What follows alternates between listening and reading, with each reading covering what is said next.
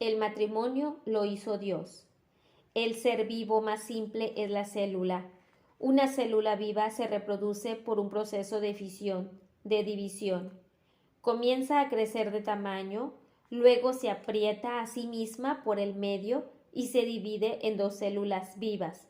Conforme las células crecen y se multiplican, el proceso se repite una y otra vez.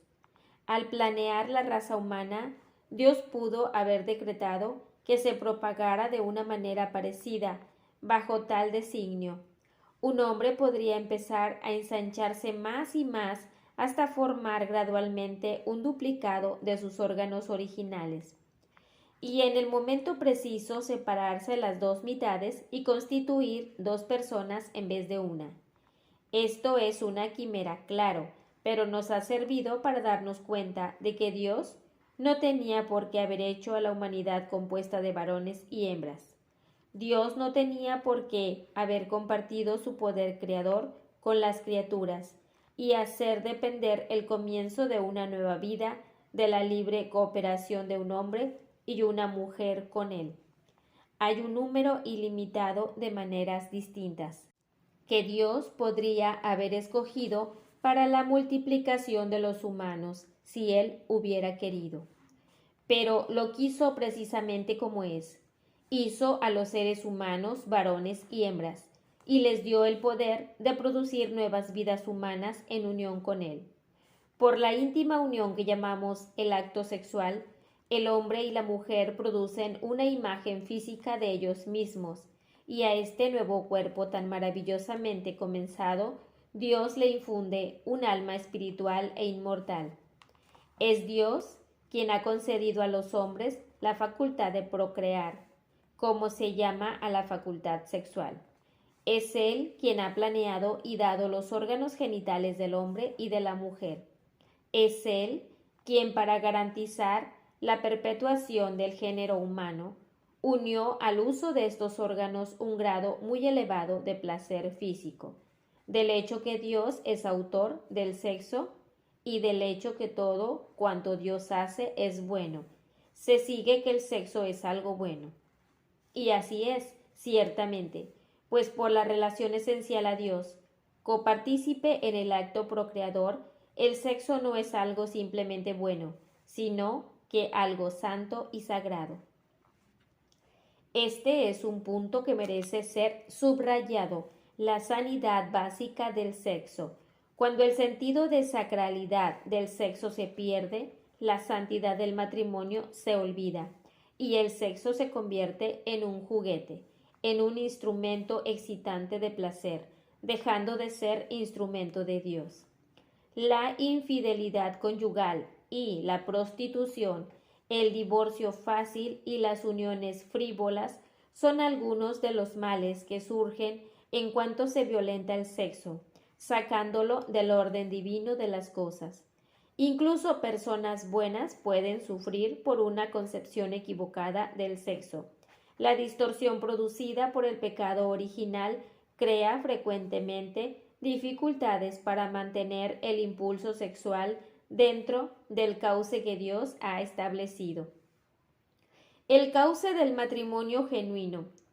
Incluso personas piadosas pueden cometer el error de confundir el acto procreador con el abuso del sexo y por una falsa lógica considerar el acto sexual como algo sucio y degradante, cuando en realidad es un regalo magnífico de Dios. Más de un matrimonio se ha visto destituido de la plena felicidad conyugal por ese erróneo estado mental. Dios, para asegurar el recto uso del poder procreador, fundó la institución matrimonial, la unión indisoluble y por vida de un hombre con una mujer.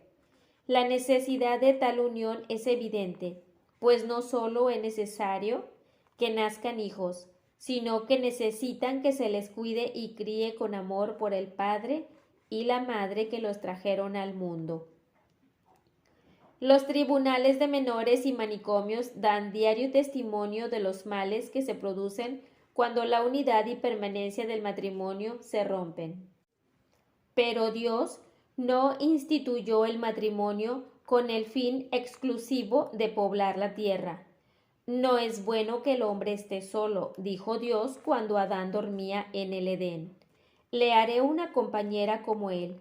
Es designio divino que un hombre y una mujer se completen entre sí, que se apoyen el uno en el otro, que contribuyan al mutuo crecimiento espiritual. En esa unión de por vida de un hombre y una mujer, tanto sus mentes y corazones como sus cuerpos se funden en una unidad nueva y más rica, cumpliendo así el fin que Dios ha querido. Dios estableció esta unión única e irrevocable del matrimonio cuando en el paraíso dio a Eva como compañera de Adán.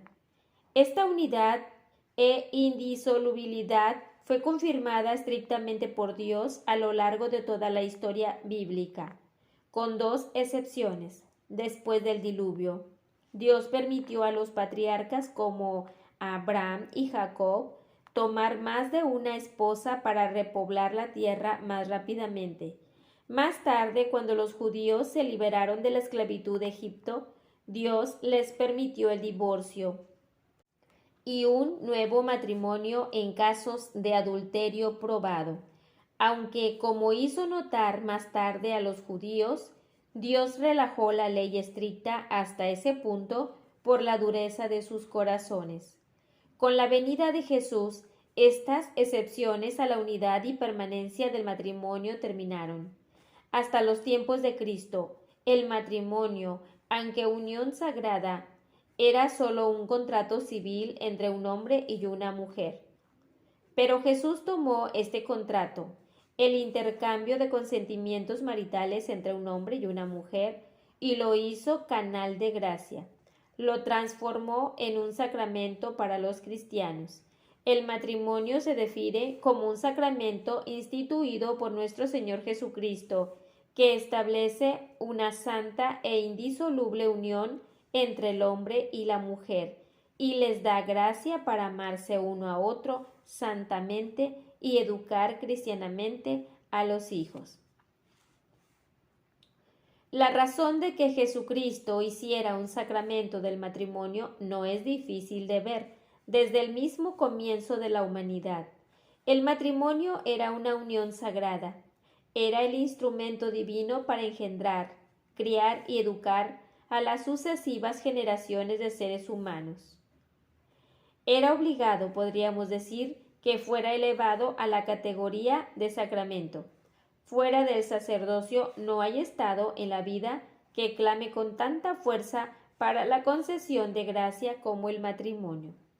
Independientemente de lo bien que se lleven, es muy difícil que dos personas puedan vivir juntas día tras día, año tras año, con los inevitables fallos y defectos de su personalidad, chocando entre sí, que puedan ayudarse mutuamente a crecer en bondad y perfección, a pesar de estas faltas, ajustándose poco a poco el uno al otro, de modo que los defectos de una encajen en las virtudes del otro y surja la unidad de su misma diferencia. No es tarea fácil, es una hermosa evolución, como la de la mariposa que sale de su crisálida, pero muy costosa. Además, en el nuevo plan que Jesucristo tenía para la humanidad, había una necesidad adicional de gracia. Jesús dependería de los padres para el continuo crecimiento de su cuerpo místico, de esa unión en la gracia por la que todos los bautizados somos uno en Cristo. En lo sucesivo no sería suficiente que los padres católicos engendraran, criaran, educaran y ejercitaran a la prole para la vida natural. Jesús les confiaba esta tarea también para la vida de santidad. Sin la guía y la fortaleza de la gracia, esta tarea habría sido imposible. No sorprende, pues, que Jesucristo elevara el matrimonio al rango de sacramento. El momento preciso en que esto sucedió no lo sabemos. Algunos piensan que pudiera haber sido en las bodas de Caná. Otros dicen que en aquella ocasión en que adoctrinaba a los fariseos, ¿no habéis leído que al principio el Creador los hizo varón y hembra? Y dijo, por esto dejará el hombre al padre y a la madre, y se unirá a la mujer, y serán los dos una sola carne. De manera que ya no son dos, sino una sola carne. Por tanto, lo que Dios unió, no lo separe el hombre. Pero las especulaciones sobre el instante justo en que Jesucristo hizo del matrimonio un sacramento son más bien vanas. Nos basta saber, por la constante e ininterrumpida tradición de la Iglesia, que Jesús hizo esta transformación del vínculo matrimonial. Como sabemos, un sacramento es un signo externo que confiere una gracia interna. En el matrimonio, el signo externo es el intercambio de consentimientos maritales entre un hombre y una mujer bautizados. Dicho de otro modo, la pareja que va a contraer matrimonio se administra el sacramento uno al otro.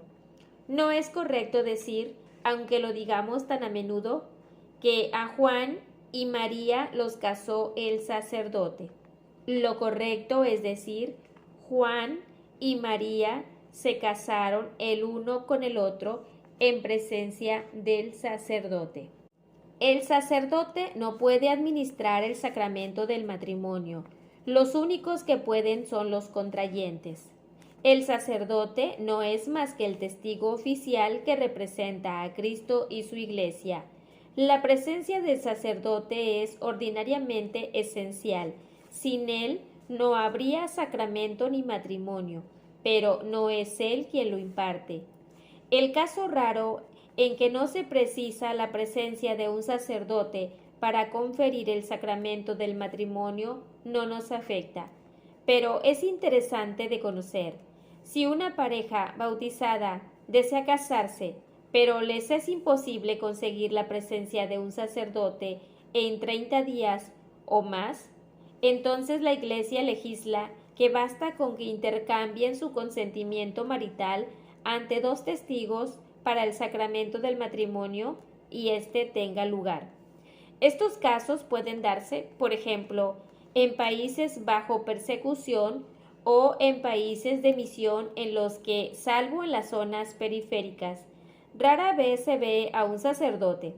Si alguno de los contrayentes estuviera en peligro de muerte, ni siquiera se necesita la condición de los 30 días, si no puede conseguirse la presencia de un sacerdote. Pueden casarse los novios dando su consentimiento ante 2 testigos y recibir ciertamente el sacramento del matrimonio. Aparte de estos casos excepcionales, un católico no puede casarse válidamente salvo en presencia de un sacerdote. El sacerdote competente para presidir un casamiento es el que está al frente de la parroquia en que éste se celebre, o el obispo de la diócesis, o el sacerdote delegado por el párroco o el obispo. El católico que intente contraer matrimonio ante un magistrado civil, un juez civil o un juez de paz, no estará casado en absoluto y comete un pecado mortal al acceder a tal ceremonia. La pareja vivirá en pecado mortal habitual todo el tiempo que estén viviendo juntos. 2. No católicos que se casen ante un pastor protestante o un magistrado civil están auténticamente casados. Si los dos están sin bautizar, su matrimonio es puramente natural, como los que se daban antes de la institución del sacramento del matrimonio por Jesucristo. Pero si los dos no católicos están bautizados, su matrimonio es un sacramento. Sin embargo, para un católico no hay otro modo de casarse válidamente más que recibiendo el sacramento del matrimonio.